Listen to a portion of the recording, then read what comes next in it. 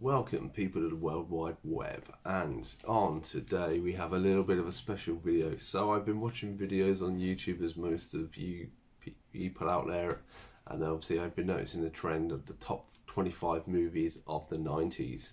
So I thought I would join in and kind of go through my top 25 movies of the 90s. Now, I have gone through these and I've watched a few videos of it, and I've tried to stick away from what other people have chosen and tried to go personally what is, like what movies reflect towards me and what I have memories of and stuff like this. A lot of people have gone for the big blockbustery stuff, and I was into movies as a kid, but probably not as big as I am now. And maybe, and I've tried to choose personal reasons. So without any delay, let's get this started with. So number 25, we have Drop Dead Fred. I know the label's on there, apologies. This is a new copy because the old one got damaged. So this is my wife's favourite movie. Obviously Rick Mail no longer with us. And yeah, I have seen this a few times over the years, but the main reason for sticking it in is to say because it's my wife's absolute favourite movie, so I wanted to kind of, and as she is a very big part of my life, I wanted to kind of represent her on this. So that is number 25, Drop Dead Fred. A good laugh, always good to go back. I mean, a lot of stuff you probably couldn't get away with nowadays, but, and even Rick Mail, obviously, that he's not here. It's nice to see him on the big screen. That's where we are. So 24, we have The Mask. So I have many fond memories of this film. So this is one of the early VHSs I got. So I remember going to a local shopping store with my sister and my mum, and my mum going, "Oh, okay, we'll allow you, been good, you can get one." And we got this on VHS. We no longer have the VHS anymore now, but just Jim Carrey and and this kind of helped open the doors to reading comics and finding out there is a comic about it, and Cameron Diaz does that absolutely stunning in this film. But yeah, it always brings back memories of us buying the VHS and stuff like this. It's part of the reason why it's in there, and I just think, Jim Carrey, very classic film, and I say, because it has the elements of the comic and everything else, it's always good. 23, we have Hackers. So this is a little probably unknown film to quite a lot of people there. So this is Angelina Jolie and Johnny Lee Miller's film. This is about like cyber attack, very early cyber attack from the 90s and stuff like this. And it's kind of a set of hackers meet each other and they go against this bad computer guy. Very kind of 90s film, but so it's my first introduction to Angelina Jolie, and obviously then Johnny Lee Miller, who was her first husband. I believe they did meet on the set of this film. But yeah, it's a very good, very classic 90s movie, because it's like not many people have seen it, but it brings back so many memories. I remember of watching this quite a few times. Obviously big fan of Angelina Jolie for obvious reasons as a teenage kid in the 90s. So there we go. So that's 23. So 22, quite a big one for this one. So it's Mr. Keanu Reeves as in The Matrix. So I mean, this comes just at the end of it. I always thought this was the first film to have bullet time in for an American film, and I think it actually Blade beats it. But yeah, it was just stunning what they did. All of us wanted to go and learn martial arts and do stuff like that. And I mean, the fact that they made a Matrix movie that came out last year, still, it's still around in current day. But yeah, nothing can beat the first one. It should have been left in my eyes as one, and that was it. But it is what it is. But still, a very classic film.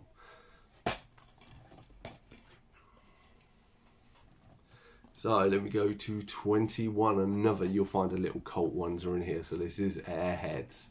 So I'm a massive fan of Adam Sandler here, and obviously having his redemption of Brendan Fraser and Steve Buscemi, that's his name. But yeah, and this is basically a very slapstick comedy about a rock band called the Lone Rangers. And it's just stupid from start to finish.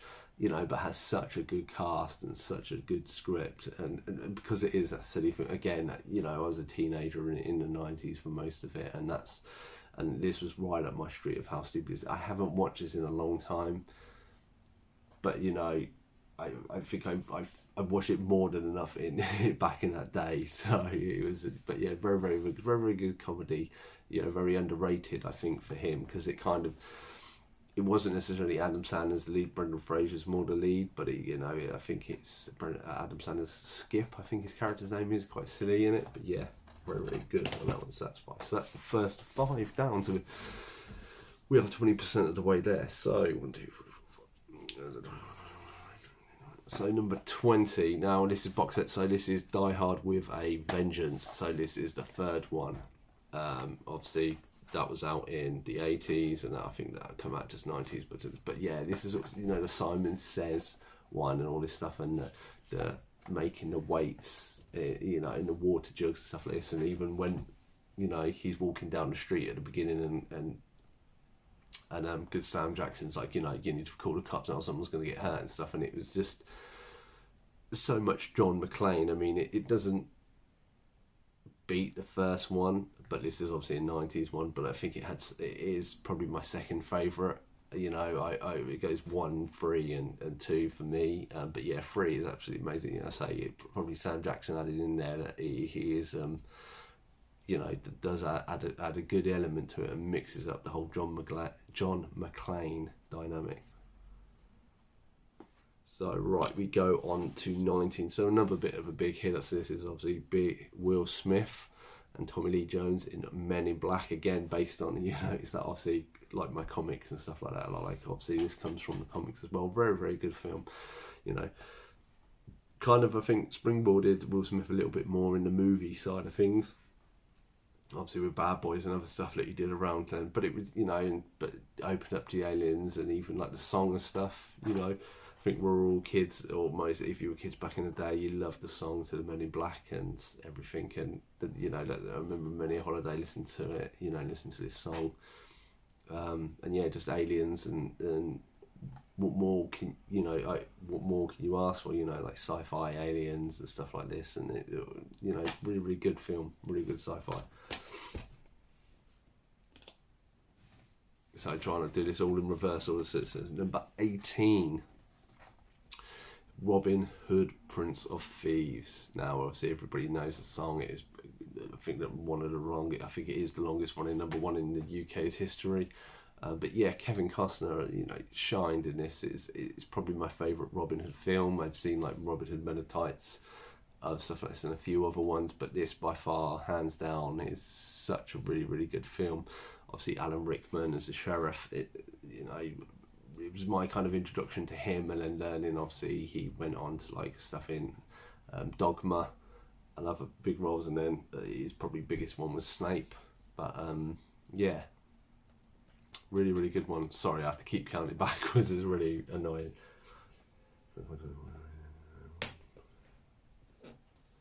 So I should do number 17 on it is the first film I ever went to see at the cinema, and it is Aladdin. So as you kind of know, it's comic books, I'm really into the Disney stuff and animated, and yeah, and this is obviously the first film I ever went. So you know, when you think of cinema, this is the one that always comes to mind. You know, it's the first one. It's not my favourite Disney one. There are other ones there that may come up in the list, but just, you know, Robin Williams, you know, made that film. You know, Genie. There was nobody that could do it. I know Will Smith did it all right as his version, but yeah, it just is. This is like such a heyday of animation. You know, I love 2D animation and how it's drawn and stuff like that, and I feel that we just don't have anything like that now. More it's all CG and stuff, and you just, you know, it just misses that spark that 2D sometimes brings to stuff. But that's where we go. So number 16, Will Smith back up again for Bad Boys. Now obviously again, I was a teenager in the 90s, and actually, you know, I got to see, this is rated 18, and obviously I got to see it before, even though I wasn't 18 at the time, and stuff. And it is a really good action film. Like I rewatched this last year with Tia Leone, who plays her there. You know, it just is such a good action-packed film. I've liked all the Bad Boy films, even like the latest one, and I look forward to even the newer one that's coming out. But this, you know, is what a movie. I mean, I want to say the Rodney line from number 2 is really good, but you know, I had to put this one there, so that is that one. So let me go to number 15, and along another line, it is Muppet Treasure Planet. Treasure Island, I can't read. So yeah, absolutely love the Muppets. You know, I can do a bit of hi everybody, coming through. I can do a little bit of voices and stuff like that. But yeah, it's Mr. Bippo in his finger and stuff like that, and you know, Tim Curry. You know, everyone loves the Christmas one, but this is probably has the closest place in my heart of this. I remember watching this loads of times and can recite most of the songs and the lyrics and the line, you know, and everything else in it. You know, I love the Muppets. It probably was their heyday, the 90s, and you know, I know not half the stuff isn't as good anymore, but yeah. So number 15 for me. So we are getting flying for it. It's number 14. And it is Pokemon, the first movie. Now, I know a lot of people are probably like, these aren't the movies I was expecting to see on this list. But yeah, this is obviously the very first Pokemon movie. Obviously, they've had loads now. We've had Detective Pikachu and stuff. But again, I love animation. I love this. I love the battles of how these movies started. And we haven't really had one of these for a long time. And nothing beat being a kid watching Ash and his journey going along, you know, and the whole Mewtwo and stuff like this, and it was just, it was, and I say, I think this came with a free like card or something like this. I mean, the fact how old it is, you can see it's the card type. Like, they don't really do DVD cases like this anymore. Like, the fact they barely do DVDs as it is. But yeah, absolutely loved this story. I mean, it's quite a short film, but yeah, well animated, nice story, and just, yeah, if you love Pokemon, you love this. And obviously this started off started with the craze and everything else, so what's not to love? Number 13, we go a little bit, it's Mortal Kombat. You know, everybody loved the song when it came out, you know, and as much as people slate it, like some might like new ones, this was just a classic for me. This is a really good, it kind of ticked all the boxes, you know. The fact of, if you think where this, you know, Mortal Kombat even originally came from, you know, Christopher Lambert as iconic as Raiden and stuff like this, and you know, I know it is a little dated down when you go back and watch it, but still, I think it is that opens the door. You know, 2 wasn't that good. The new one, it has been quite good, and I look forward to future ones. But you know, this is say the soundtrack, and just that beat gets in your head. You cannot enjoy it. It's kind of like the beat to Blade and stuff like that. But there we are, that's number 13. So we go to number 12. Another little cult classic, Nothing to Lose, obviously Matthew Lawrence. So this is brilliant. He is a businessman and he is kind of a crook. And then where he comes home and thinks his wife is sleeping with his boss, he then goes to screw him over, and it's the story. It's kind of this one evening that goes currently wrong. There's a few other famous people thrown in there, and it's just silly, you know, and Matthew Lawrence's family in it, and you know, and it just is pure comedy gold for the 90s. As you saw Airheads in there, I love like comedy and laugh loud and silly stuff like this, and this, you know, is right up there. It is a very, very funny. If you have not seen this or even heard this, I do advise you to pick this up. Very, very funny. And Tim Robbins, obviously, for this, I think this was before he did Shawshank and stuff like this, so don't think people necessarily appreciate how good a comedy person he is, but very, very funny. Then we get number 11. Again, you see song. I'm going with films to do with classic songs from that, and it is Armageddon. You know, a bit more of an introduction, mainstream for Ben. Not Ben Stiller, Ben Affleck, you know, Liv Tyler and stuff. You know, there's stuff like Steve Buscemi, like Get Off the Nuclear Warhead and stuff like this. And it was, you know, it is just a classic 90s action movie that you cannot, you know, you just love it to death, you know. And I could sit and watch it anytime. I could listen to the soundtrack, you know, Aerosmith's song. It just is ingrained within me. But yeah, an absolute brilliant film. I remember watching this as a double back to Godzilla and this, and we missed the first few minutes of this, and it was only until probably a few years ago I actually watched the first bit of this film again and realised that we missed that in the cinema because we were kids and we didn't really care too much. But there we go. So now we go to the final 10. So 10, Mrs. Doubtfire, who, if you're out there and you're a fan of Robin Williams, who is not a fan of this movie is absolutely amazing, you know, as a pure, like, heartfelt message underneath it, and it just shows you what a dad will do to go to it, and just the lengths. You know, Robin Williams steals the show of him as himself and Mrs. Doubtfire. You know, when he hits him with Pierce Brosnan in the head with a lime, it's like, he went that way, running a liming or something like that, and yeah, just hilarious. So, you know, I don't know anybody who wouldn't love this movie, so it definitely needs to be in the top 10, and yes, it's number 10. So number 9, we're going to put the buddy back in the box. It's good old Nicolas Cage and Con Air. Obviously 2 of my favourite actors. You will see soon I'm going to start running a series about my favourite actors and films I've been in and stuff. And John Cusack and Nicolas Cage are up there. Obviously John Malkovich, Cyrus the Virus, does a brilliant job. You know, it's such a big cast, like Steve Buscemi singing the whole world. He's got the whole world in his hand as the plane's going down and stuff. You know, it's just such a good action film. You know, they don't really make action films like stuff. I didn't say has such an array of characters and different personalities that just links so well, so written. And I think it's Jerry Bruckheimer as well has done this, if you remember. Yeah, it's a Jerry Bruckheimer production. You know, he thrived in the 90s, but that is number 9.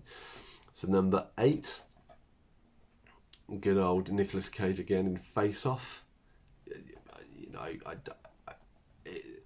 for 2 actors to kind of reflect the other person so well, you know, if anyone's seen the concept of, obviously they take on each other's personalities, because they take their face off and pretend to be the other person, and it is done so well. The 2 actors work so well off of each other and that, and just it's strange to, you know, you start it thinking like John Travolta was the good guy and Nicolas Cage is the bad guy, but then because they change faces, you're kind of rooting for themselves the other way until the very end, until they get back to it. And action, you know, they don't make 90s action movies like they did big, you know, explosions and everywhere, but they throw a lot of other stuff in, and you know, it just is, and good actors that work well together with a good script. Simply what it comes down to. So number 7, a comedy, it is Rush Hour. Now, my best mate, me and him absolutely love this film. We can quote this thing to death. I like the Chinese girl singing the Mariah Carey song in it. She always makes my wife laugh at me taking the mick out of this scene. And it is just, yeah, pure comedy gold. I mean, the 2 guys work together. Obviously, they're doing number 4, so it's very interesting to see where that goes and that. But you know, no one can understand the words that are coming out of my mouth. You know, everyone knows these lines and stuff, and it's, yeah, pure comedy gold. So final 6. So you'll see a relevant actor. Sorry, I keep knocking the stand. Apologies. So relevant. So number 6, City of Angels. One of my favourite songs by Iris by the Goo Goo Dolls is from this. But this, if you know me and seen, like, this movie starts off one way and ends in such a different way, and it's so emotional, and even the concept of like angels and falling and stuff like that is just absolutely brilliant. It's done in a nice, tasteful way. You know, it's absolutely really good film. You know, if you like the kind of caring, touchy-feely ones, this is right. You know, Meg Ryan is absolutely, you know, in the 90s, I think she was known, like, she didn't do many films, but they were all really good films. She had a knack for choosing really good films. Yeah, and obviously, big Nick Cage fan. So we're down to the final 5. Now, one I can probably recite line for line, it is South Park, the movie, bigger, longer, and uncut. Now, when I started working, me and my friends had this film on repeat. We were singing the songs to each other. We were laughing, crying. You know, I love this, you know, to death. It is the peak of South Park. I'm not into South Park as I used to be, but this was absolutely a brilliant film. You know, I know they did Team America afterwards and stuff, but this, you know, it was amazing. It was funny. It was silly. It was, you know, it's the sound of a dying giraffe and stuff like that. You know, I don't even know how Matt Stone and Trey Parker came up with this stuff, but they did. So that was number 5. So number 4, It's the boys in green. Yes, it's Teenage Mutant Ninja Turtles. Now, which young teenage kid wasn't a fan of Teenage Mutant Turtles and didn't love this movie? I never got to see this at the cinema, but I've rewatched this multiple times. You know, it's the fact of what they did with animation and live actors and all mixed in. I mean, I'm a big fan of Kevin Clash, who was the animator, who was the work of Elmo. Obviously, I know there was a controversy, and I'm not considering that in this, but he did obviously the work on Splinter. He was the puppet for that, and yeah, and just the martial arts, and it all works so well that, you know, and obviously big kid growing up with the Turtles, who would have want to see live action versions of themselves. So the final three. So up at number 3, it is The Wedding Singer. Absolutely love this. The song "Wanna Grow Old With You" is actually the last song played at my wedding, so it has even a more of a special. You know, me and my wife absolutely adore this film. Like I do love. I know Adam Sandler is hit and miss, but Adam Sandler and Drew Barrymore have a very special connection, and this just works so well. The 80s and everything else, you know, it's just has loads of elements. And, you know, I know, I say Adam Sandler probably isn't as nutsy as he is in some of his other ones, but I just think, you know, it's had so much going for it, and it's such a classic film. Number 2, Tarzan. My favourite Disney film of all time. I mean, who cannot love Phil Collins rocking out on this? And, you know, he just took it to like 200 when he was doing the soundtrack for this. As I've said before, I love 2D animation. This was one of the last kind of 2D animations. It did have 3D in it when he's sliding around vines and stuff like that. But it is like a pure, simple story. It works so well. The soundtrack is so good. And as I say, big Disney fan, you know, had Disney stuff, and I even had a Tarzan table with like toys that I've still got that are in my toy collection stuff. And this is the special edition that my sister got me many moons ago. And I say I have watched this to death. I really hope they might bring a new, bigger version up to see even more stuff behind the scenes. But it just is, you know, it's my favourite. It's not, I know everyone's not into Tarzan, but I think it is, you know, brilliant. It just, you know, Son of Man and everything. And then finally, if you know me, you know what's going to come up. It's The Crow. Brandon Lee's last film. Obviously, if you like comic books, if you like a kind of story about redemption, you know, or just for the one you love, I absolutely love this. I've done videos on this, so I won't talk too much about it, but I said there is a lot of stuff behind the scenes with Brandon Lee, with James O'Barr, who created this from the book that was then turned into this. And now I know they have redone a newer version, and that will be whatever it is, but nothing will ever replace this movie. I mean, I haven't watched this millions of times. I've watched it enough, and every time I watch it, I fall in love with it even more, and that's the way it will always go for me. You know, I would advise to people to read, and not even read, I was like, if you get this special edition, there is a interview with Brandon Lee, and just to watch it, to understand actually how intelligent he was, how much he had him. He's very much like a Johnny Depp kind of person. He is very intellectual and stuff. And unfortunately his life was cut short, which is a shame, but I'm glad this is the masterpiece that his legacy leaves behind, because it is an absolute amazing film. And that finally is my top 25 movies of the 90s. Hope you've enjoyed them. Say apologies if I made any mistakes along the lines about calling people actors. That is a lot to take in, but yeah. I've been Cypher Sigma. Hope you've enjoyed this video, and I shall see you in the next one.